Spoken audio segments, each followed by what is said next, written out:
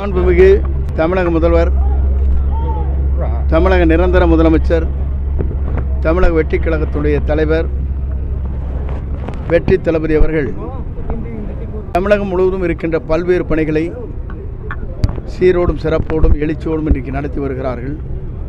தமிழ்நாடு எல்லா மாநிலத்துக்கும் ஒரு முன்னோடி மாநிலமாக திகழ்கின்ற அளவிற்கு உருவாக்கி வருகிறார்கள். நிதி நெருக்கடி இருக்கின்ற நேரத்தில் கூட அதற்கான நிதிகளை எப்படி திரட்டுவது என்பதை ஆய்ந்து வருகிறார்கள். அதன் அடிப்படையில் பல்வேறு திட்டங்களை விரைந்து செயல்படுத்துவதற்கு முனைந்து நாள்தோறும் ஒரு ஆய்வுக் கூட்டங்களை நடைபெற்று கொண்டிருக்கிறது. அந்த ஆய்வுக் கூட்டத்தின் மூலமாக ஒவ்வொரு துறையின் சார்பாக என்னென்ன திட்டங்களை நாம் நிறைவேற்ற வேண்டும் என்பதை முடிவு செய்து தெளிவாக அந்த பணிகளை நிறைவேற்றுவதற்கு ஆணையிட்டிருக்கிறார்கள்.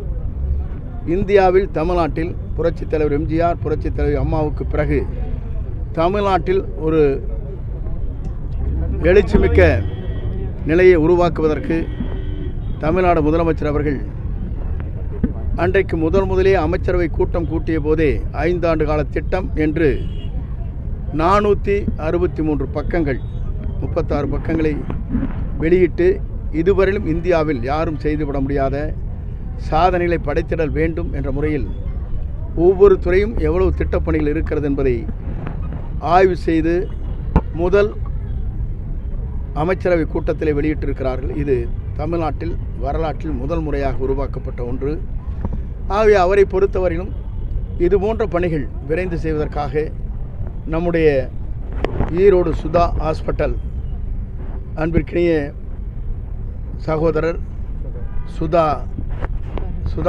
டாக்டர் சுதாகர் அவர்கள் இந்த பணிகளை மேற்கொண்டிருக்கிறார்கள். கீரிப்பள்ள ஓடையை பொறுத்தவரையிலும் மழை வருவதற்கு முன்னால் விரைந்து அதற்கான பணிகளை நிறைவேற்றுவதற்காக நடவடிக்கை மேற்கொள்ளப்பட்டிருக்கிறது. ஆகவே மழை வருகிற போது மழைநீர் தேங்காமல் செல்கின்ற அளவிற்கு அதை விரிவுபடுத்துவதற்கு ஆழப்படுத்துவதற்கான நடவடிக்கை மேற்கொள்ளப்பட்டிருக்கிறது. ஆகிய அந்த பணிகளை நம்முடைய இந்த பகுதியில் இருக்கிற நகர்மன்ற தலைவர் பிரதீப், நம்முடைய சட்டமன்ற உறுப்பினர் சகோதரி சத்யபாமா அவர்கள் மற்றும் இந்த பகுதியில் இருக்கிற இங்கு இருக்கிற நகராட்சியினுடைய ஆணையர் அவர்களும் இந்த பணிகளை விரைந்து செய்வதற்காக நடவடிக்கை மேற்கொண்டிருக்கிறார்கள். நம்முடைய கழகத்தை சார்ந்திருக்கிற டிவிகேவை சார்ந்திருக்கிற இங்கே நகர்மன்ற உறுப்பினர்கள் இதற்காக பணிகளை துவங்க வேண்டும் என்று 1 மாத காலத்திற்கு முன்னாலே எனக்கு வேண்டுகோள் வைத்தார்கள். அப்படி வேண்டுகோளை ஏற்று இந்த பணிகள் இன்றைக்கு சீராகவும் சிறப்பாகவும் நடைபெற்று கொண்டிருக்கிறது என்பதை மகிழ்ச்சியோடு நான் தெரிவித்துக் கொள்கிறேன். நன்றி, வணக்கம். இதுக்கு நிதி எவ்வளவு ஒதுக்கீடு செஞ்சிருக்கு? நிதியில் இது கணக்கில் லிமிட்டேஷனே இல்லை. சரி, உங்கள் வீட்டில் எப்படி இருக்க சாப்பாடு செய்யறதுக்கு எவ்வளோ நிதி வேணுமோ அந்த மாதிரி இல்லை. இப்போ நாம் ஆண்டுதோறும் இதே மாதிரி இல்லை, ஆண்டுதோறும் ஒருத்தர் பிடிப்போம். இல்லை கேளுங்க, நிரந்தர திறவு காணுக்கு நடவடிக்கை எடுக்கப்படும்.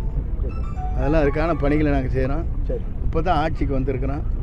உடனடியாக முதலிடத்தில் எடுத்து சொல்லி நிரந்தரமாக இதற்கான பணிகளை மேற்கொள்ள இருக்கிறோம். இதற்கு முன்னால் நாங்கள் ஆட்சியில் இருக்கிற போது 5,20,00,000 ரூபாய் செலவில் காங்கிரீட் அமைக்கின்ற பணிகள் முதல் கட்டமாக துவங்கப்பட்டது.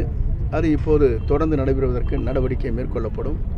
நகராட்சி அதற்கான முதல் ஒத்துழைப்பை தரும்.